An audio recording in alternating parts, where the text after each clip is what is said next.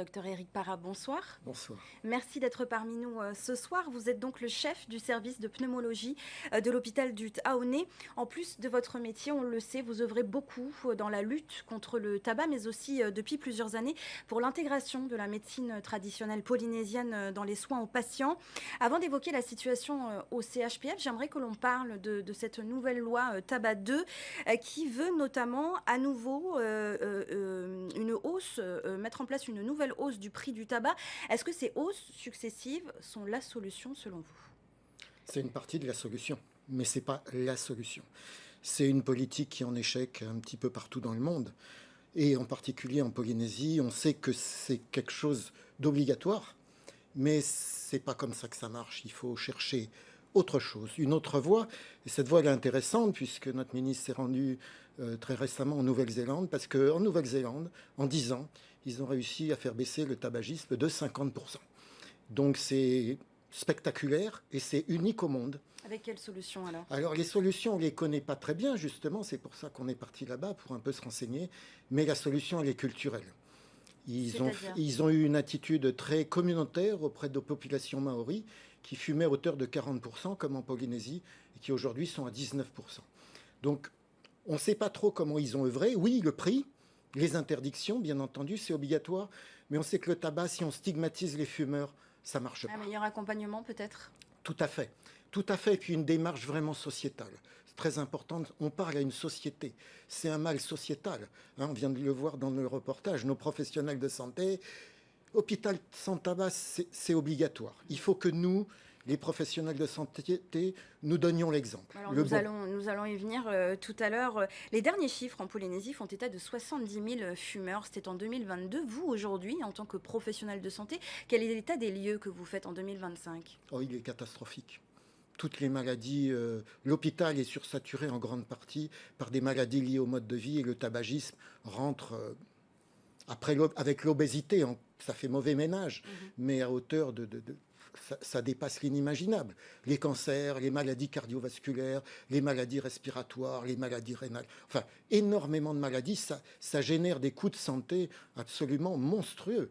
On sait qu'aujourd'hui, ça ne rapporte plus en taxes ce que l'on dépense en dépenses de santé. On sait également que les femmes fument plus que les hommes, selon des études récentes, mais surtout les jeunes commencent de plus en plus tôt l'expérience du tabac. Est-ce que vous avez affaire à des patients plus jeunes au sein de votre service ? De plus en plus jeunes, malheureusement, des cancers du poumon de plus en plus jeunes qui nous arrivent à des stades très tardifs. C'est pour ça qu'il faut qu'on parle à la jeunesse. Et nous, professionnels de santé, on n'a pas de crédibilité vis-à-vis de la jeunesse. C'est un problème sociétal. Il faut s'adresser aux jeunes. On l'a vu tout le week-end, des compétitions sportives, un beau corps, faire du sport, ne pas s'intoxiquer avec différents produits, mieux manger. C'est ça l'enjeu sociétal de demain. Donc on réfléchit, à Hôpital Sans Tabac avec notre direction et avec le ministère sur comment faire autrement. Alors, on parle justement de cet hôpital sans tabac. Comment est-ce que vous comptez vous y prendre concrètement ? Il faut aider les professionnels de santé qui fument. Donc de quelle manière ? Alors diminuer le stress à l'hôpital, ça va pas être simple, bien entendu. Mais il faut les aider avec des substituts nicotiniques, voire d'autres méthodes, bien entendu. Et puis surtout, il faut une aide psychosociale. Donc prochainement, on a le service d'addictologie qui va s'installer dans les nouveaux locaux. On va mettre en place un programme ensemble pour aider nos professionnels de santé, pour que nous, professionnels de santé, nous donnions la bonne image. Quand on parle avec un tabagique en consultation qui souffre du tabac, et j'en ai dans des situations absolument catastrophiques, et qui sortent de l'hôpital et qui voient toutes les blouses blanches en train de fumer, on n'a pas de crédibilité, donc il faut vraiment qu'on fasse quelque chose. Alors, vous parliez de substituts nicotiniques tout à l'heure. Dans son nouveau train de mesure, le pays annonce également vouloir s'attaquer au vapotage. Le Moetai Brotherson, le président du pays, parle du vapotage en disant que c'est un tueur silencieux et invisible. Est-ce que c'est votre avis ?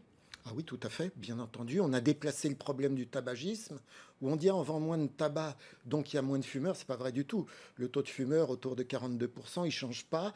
Et surtout, chez les femmes, c'est particulièrement important. Les femmes sont beaucoup plus sensibles au tabac. Puis il y a la grossesse. Donc, et pourtant, on parle beaucoup du vapotage comme étant une alternative à l'arrêt du tabac. Non, c'est pas une alternative. La seule alternative à l'arrêt du tabac, c'est de ne jamais commencer le tabac. C'est pour ça que les projets, les programmes, ils doivent commencer chez notre jeunesse, avec l'appui de la jeunesse. Ça veut dire qu'il n'y a plus d'espoir pour les personnes fumeuses, Si, fumeurs, bien entendu, fumeuses. bien entendu, on ne va pas aller jusque-là, mais vraiment, il faut agir au niveau communautaire. Dans nos communes, c'est le projet Vaola qu'on mène avec le ministère et avec Yves Doudout et l'association Oujou pour redonner cette dimension culturelle de proximité. Alors oui, là, vous œuvrez justement depuis plus de 20 ans à l'intégration de la médecine traditionnelle polynésienne au sein donc, des patients de l'hôpital. C'est donc votre initiative. Cette médecine peut donc aider à l'arrêt du tabac. Elle peut aider les fumeurs en quoi exactement? Ben, bien entendu, parce que c'est un métier unique au monde, on vous en reparlera, il existe nulle part ailleurs que chez nous. On a créé un nouveau métier de la santé, ce sont nos néo-tradipraticiens, et ils sont entre deux mondes.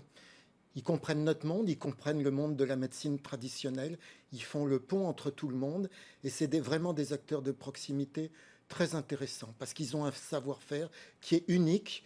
Tout le monde nous a mis au défi de réussir, on a réussi à créer des lois entre nous pour travailler correctement ensemble. Alors la prévention est aussi un moyen de lutte contre ces addictions. En 2021, en Polynésie, elle représentait seulement 3% des dépenses de santé, c'est très peu. On doit faire plus d'efforts aussi de ce côté-là. La prévention, c'est majeur. Et là, il faut vraiment voir les choses autrement. Il ne faut pas aller chercher ailleurs ce qu'on a chez nous. On a des méthodes très originales en Polynésie, sachant enfin les mettre en avant ensemble. Et donc, c'est le travail qu'on mène avec le ministère à tous les niveaux, parce que bien entendu, le tabac, c'est une addiction forte. On ne le dit pas assez, la nicotine, c'est une drogue extrêmement puissante. Pour ça qu'il ne faut pas stigmatiser les fumeurs. C'est très difficile d'arrêter de fumer. Quand on a commencé, c'est très difficile. Donc, il faut avoir une vision globale sur cette prévention de toutes les addictions. Et vraiment, notre projet s'appelle HIVA OTA, c'est-à-dire redeviens ton propre HIVA. Cultivons le beau corps, le sportif, le beau, l'intelligent. Voilà, on en est capable en Polynésie. Merci beaucoup, Dr Éric Parra, d'avoir été notre invité Merci. ce soir.